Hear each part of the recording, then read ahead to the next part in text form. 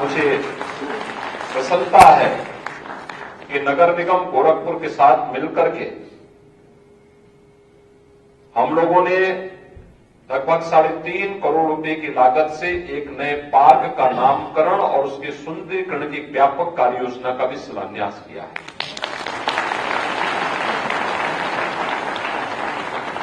चार एकड़ के क्षेत्रफल में नगर निगम इसको विकसित करेगा। इसमें पाथवे भी होगा, ग्रीनरी भी रहेगी, व्यापक वृक्षारोपण भी होगा,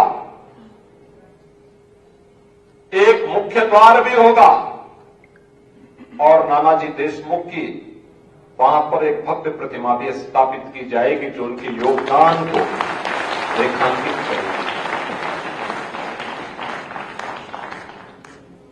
माननीय रमेश जी की इच्छा थी कि नानाजी के नाम पर उनकी स्मृतियों को बनाया जाना चाहिए और मुझे प्रसन्नता है कि आज जो कार्य उसका शुभारंभ यहां पे हो रहा है। नानाजी देशमुख अपनी रचनात्मक गतिविधियों के लिए जाने जाते हैं। सरस्वती शिशु मंदिर की श्रृंखला राष्ट्रीय स्वयंसेवक संघ के एक प्रचारक के रूप में गोरखपुर से उन्होंने इस कार्य को शुभारंभ किया था।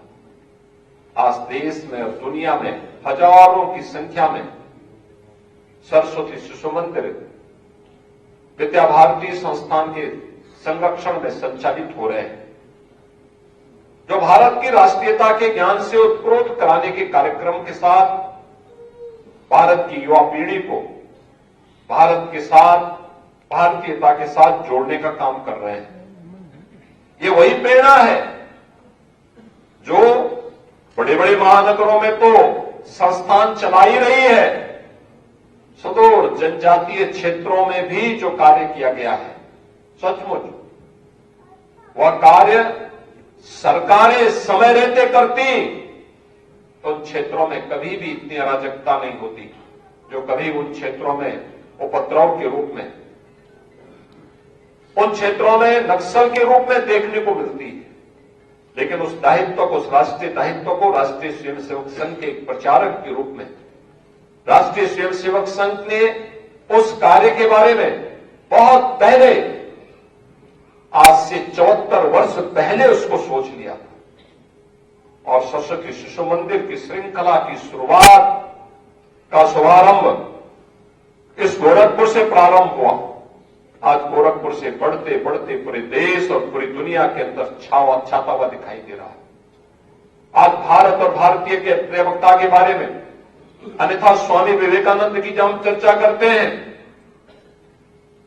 आज तो हर व्यक्ति उन्हें राष्ट्रीय सन्यासी के रूप में मान्यता दे रहा है, लेकिन एक समय ऐसा भी था जब सरस्वती शिशु मंदिर के अलावा और राष्ट्रीय स्वयंसेवक संघ के अलावा स्वामी विवेकानंद का स्मरण कोई अन्य संगठन नहीं करता था, क्योंकि स्वामी विवेकानंद के उद्घोष जो राष्ट्रीयता को चेतना जागृत करने में जिनकी बहुत महत्वपूर्ण भूमिका थी, उन्होंने कहा था पूरे देशवासियों से कि गर्व से कहो हम हिंदू हैं। स्वामी विवेकानंद उस कालखंड में कह रहे जब देश गुलाम है, तो स्वाभाविक रूप से वामपंथी इसको कैसे स्वीकार कर सकते? जो लोग अपने पीछे सेकुलरिज्म का ठप्पा लगा रहे हैं वे इस बात को कैसे स्वीकार कर सकते हैं?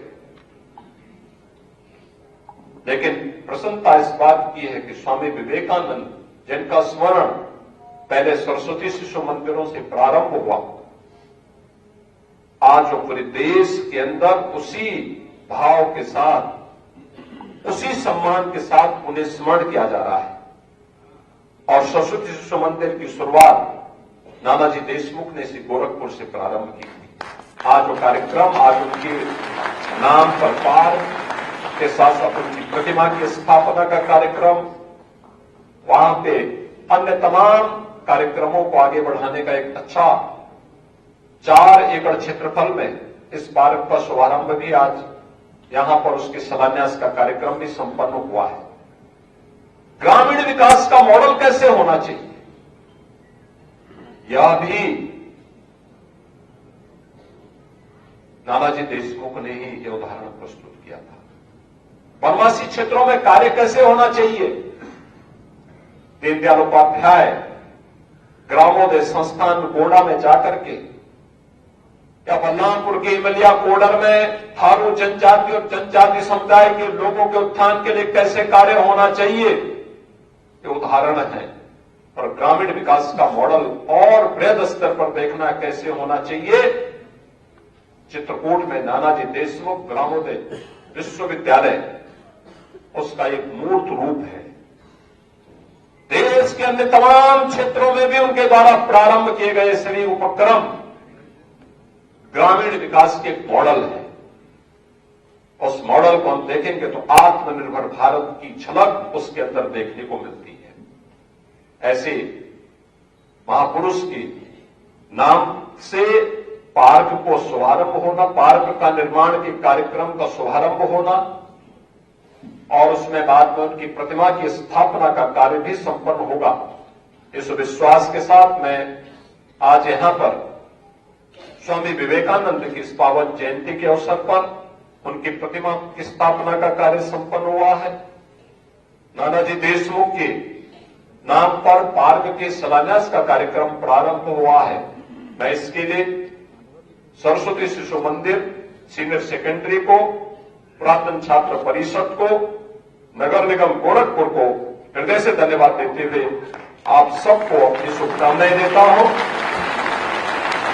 आप सभी को मकर संक्रांति और महाकुंभ की भी हृदय से अपनी शुभकामनाएं देते हुए अपनी वाणी को विराम देता हूं। धन्यवाद। जय हिंद।